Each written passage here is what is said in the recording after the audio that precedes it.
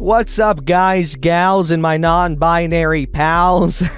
Welcome to Daily Dose of Reddit. This is your host, Zach, and today's subreddit is r/ChoosingBeggars. Sorry, Choosing Beggars, wrong channel. Alright, this story's called I Might Have the Ultimate Choosing Beggar. Bold claim coming from one of the 50,000 other stories on this subreddit with the same title. So let's read and find out how right or wrong they are. Wow, it just dawned on me that my opinion might actually be somewhat valuable in this case, because I've read a lot of these stories. Alright, let's get to it. Pretty sure this little ditty belongs here. Somewhat of a rant, but could be entertaining to someone. My oldest cousin, we will call her Lee.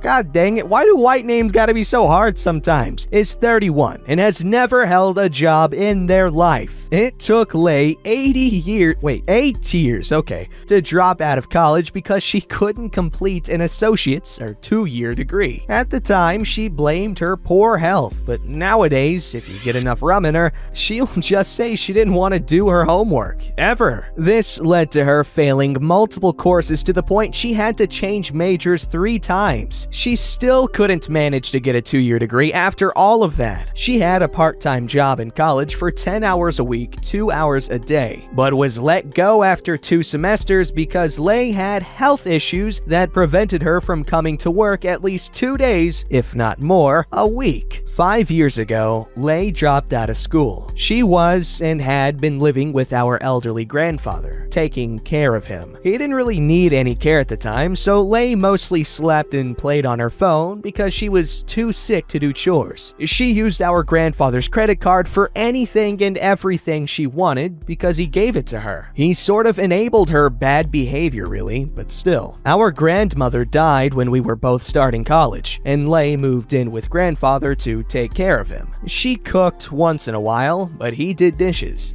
Grandfather drove Lay to her doctor's appointments for her ailments, wait on those, because she had seizures and couldn't drive, but she was always well enough to drive to the movies or to a friend's house. He also bought her a brand new Toyota Prius back in 2012. I wouldn't want to drive that either.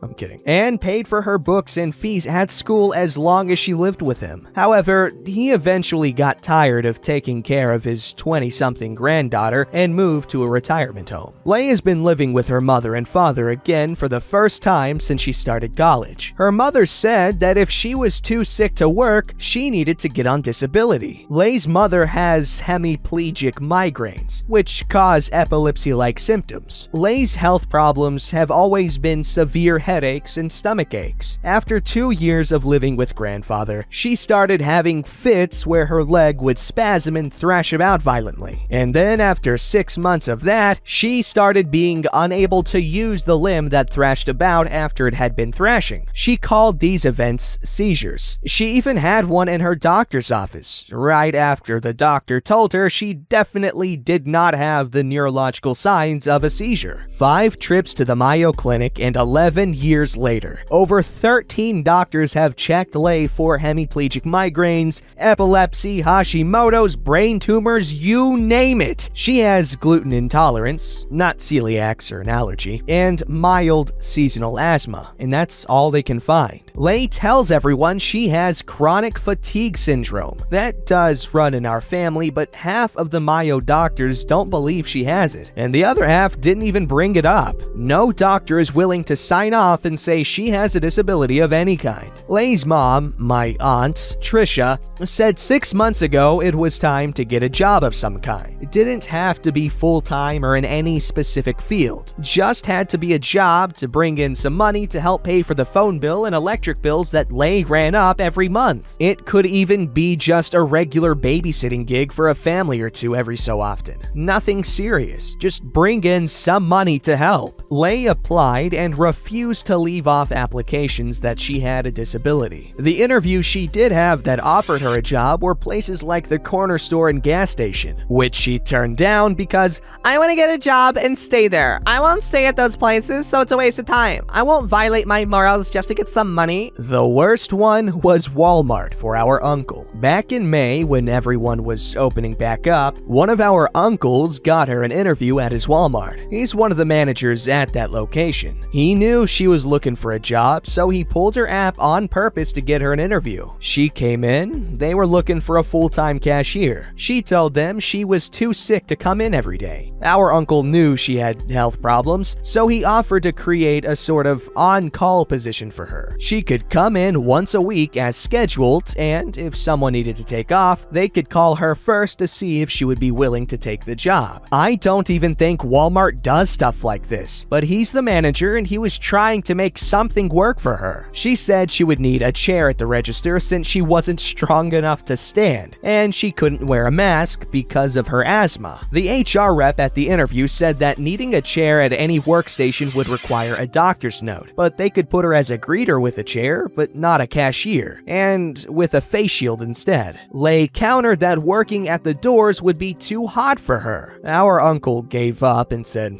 "We'll call you." They never did, and now Lei is trying to sue them for disability discrimination when she doesn't have one. Aunt Trisha, whose brother tried to help her daughter get a job, was furious, understandably. To help the family out, Lei's sister, Mary Ann, offered to have Lei come and stay with her for a while, provided Lei would help out. Lei applied for jobs and got interviews for 3: customer service call center rep, school lunch lady, and county courthouse clerk. She was hired for the call center, which would be working from home from a company computer with an allowance for the extra internet data needed on the spot. The courthouse people, knowing our family well, also offered her a job on the spot. The call center paid $14 an hour starting, and the courthouse was $11 an hour starting, with 2 weeks paid vacation, 2 weeks of sick days, and paid health insurance. Both were full-time, easy jobs that wouldn't require a lot of physical movement or effort. The school lunch lady job was more like the kitchen assistant, washing the dishes, taking out the trash, lifting the products, etc. Lei has always loved kids. Our cousin has 4 kids, ages 7 through 11, and Lei has watched them on occasion. She has babysat a couple of toddlers for friends a few times over the years. That's the extent of her interactions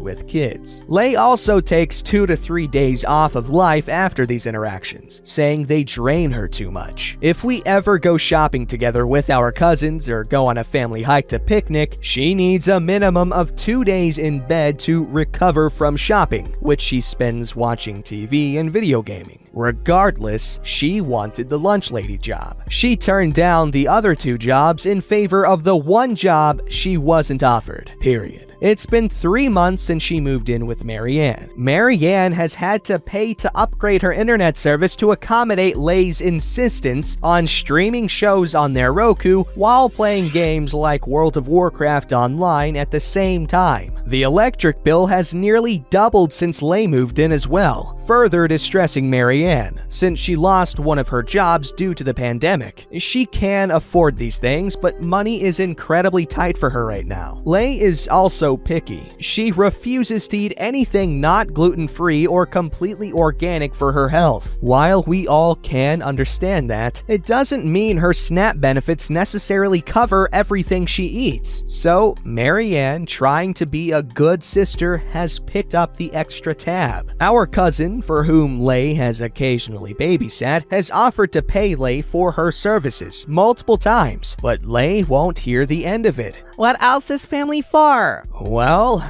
now Mary Ann is asking if I can take Lei in for a few days here and there to give her something to do. I work from home in a student support position for the university I attend, and I pay for everything from my stipend. No extras for me for a while, including extra internet. So I said no, of course. Damn, that's a nice family. All these people are just willing to put up with her bullcrap? What? Like, obviously it's very nice of them, but damn, Lei, come on. I don't know what's going on with her, but take her ass to therapy or something. She's got some sort of issue going on. Alright, this story's called Need Me to Lend You a Truck? Fine, but you do not decide. Someone told me to post this here. I own a small hobby shop and I have 2 company vehicles, a 1998 Ford Ranger pickup and a 2019 Toyota Hilux that I special ordered from South Africa and had shipped to me in the US, so it is understandable I protect it. Anyway, the Harpy. My wife Wait, who's the harpy here? Are you saying like my wife, the harpy, or like you doing that thing, but you didn't put the little dash there that says that, oh, this is like a little sub.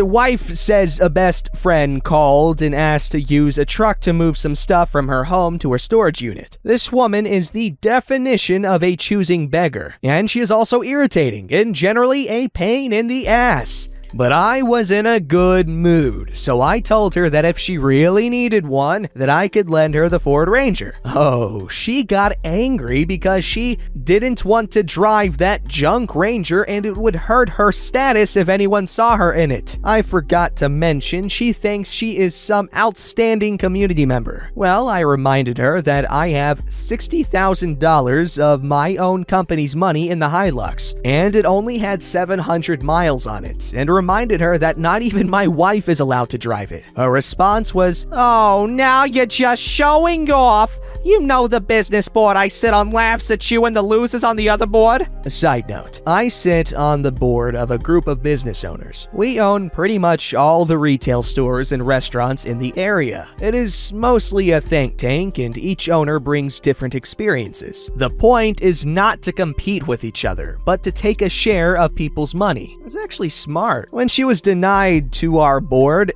because she is an MLM seller, she got mad and started her own, which is a dozen middle-aged women all running MLM businesses all out to cut each other's throats. So I got mad when she said that and told her to step off, and if she wanted to be choosy, then she can just go rent a truck. I also added this. Oh wait, you might not be able to. All the places to rent a truck sit on our little board, so who wants to rent from a loser?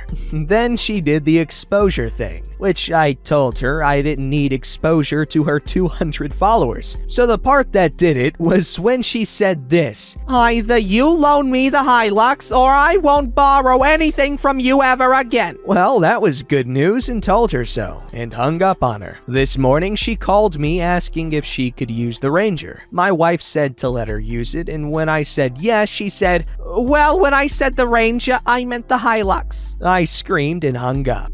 But it isn't over. Today, she took to Instagram and Facebook. I wanted to post the video, but I couldn't really block her face, crying about how I am mean and do not understand her standing in the community and her internet popularity. She also trashed my company, calling me a scammer, and my products are junk, even though she has never bought anything from me. So I'm having my lawyer serve her with a cease and desist order later today. I'll update with the fallout from that if I can. Update. Cease and desist letter was delivered a few hours ago, and it went over with her like a turd in a punch bowl. She has removed all the videos and has been on the phone with my wife for hours, crying, screaming, and threatening. She attempted to get my wife involved, but she said she isn't picking sides, and if I want to sue her, then she is fine with it. God, I love my wife. I never mentioned a lawsuit. She just said that to get her to stop calling. Didn't work, but now she is screaming about a fictional lawsuit. Troll level 1000. Oh god. This one was funny to me. Dude, I love her.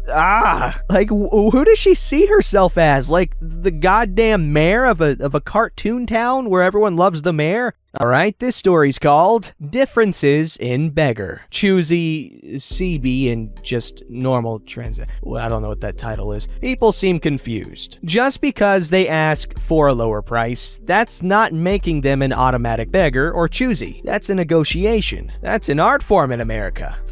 Example of not being a beggar. Hey, I'll give you $100 for the iPhone. Sorry, I can't go lower than $250. Okay, cool, man. Thanks for your time. That's normal. It never hurts to ask if they will take a lower price. No hard feelings, no cussing. Person 1 accepted his fate. No iPhone for him. A negotiation. Hey, I'll give you $100 for the iPhone. I want $250. How about $150? 200's the lowest I'll go. $175? Okay, deal. That's also normal. They agreed on a price that they were both happy with. a beggar would be, I'll give you $100 for the iPhone. Sorry, can't take less than 250. Come on, man, please. Sorry. Why so much? You don't need it, I do. Stop being difficult and sell it to me for $100, please. That's all I have. You're a butthole if you don't sell it to me. That's a beggar. Wanting something valuable for a huge discount, unwilling to negotiate, usually involves insults. Now, everyone is choosy in our everyday lives. If you go buy a soda, you are choosing one brand over another. If you are in a store, you might choose to buy or not buy something you see. But willing to pay the agreed upon price is not a bad thing.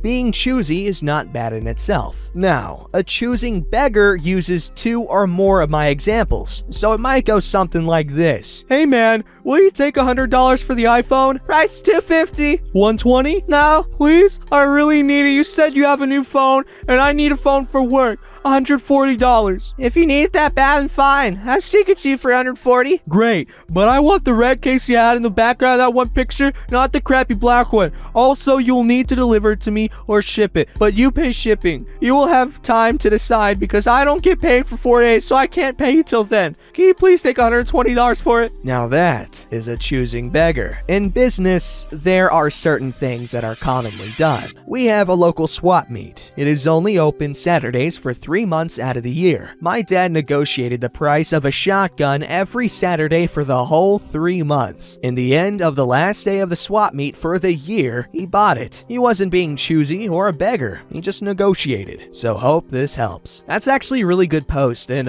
it does really outline the differences between negotiating and, the subreddit. Luckily, we don't ever really run into non-choosing beggars in the stories we read because I am, quite the curator. I'm just joking. It's not that involved, trust me. Don't forget to like, subscribe, and hit that bell to never miss an episode.